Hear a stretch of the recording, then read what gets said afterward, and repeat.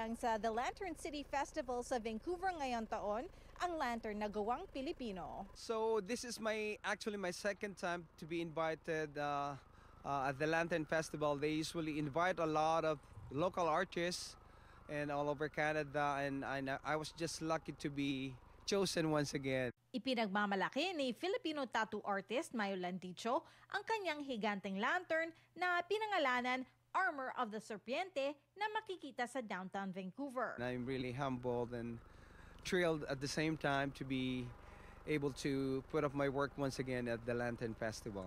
Kasama ang siyam na artist, kinumisyon daw si Landicho para bumuo ng mga disenyo sa Lunar New Year of the Snake sa Robson Plaza. Inspirasyon daw ni Landicho ang ilang Filipino tribal tattoo designs. But this one is very, very special because I tried to put most of those the tribal pattern that represent strength, courage, and resiliency of the body of the snake skin.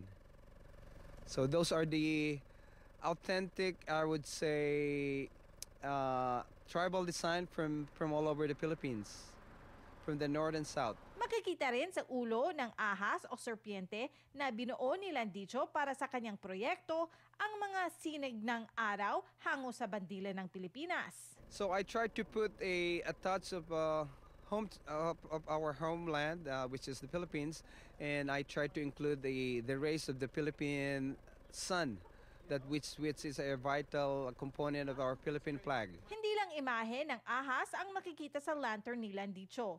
Isinama niya rin ang disenyo ng isang bulaklak kung saan sumisimbolo raw sa kahalagahan ng pamilya. So the flower actually represents your loved ones, basically the one closest to your heart. It can represent your parents, your wife, or children that you're trying to protect. That's why I wrap it around that flower to serve as a protection for your loved ones. Maaring bumisita sa The Lantern City Festival at makita ang obra ni Landicho hanggang February 18. In the Year of the Snake, it represents a lot of that we need more courage and strength, and at the same time, I would say more wisdom. Teresa Barrera, Omni News, Vancouver. At yan ang mga balita ngayong araw. Ito ang Omni News Filipino. Maraming salamat po.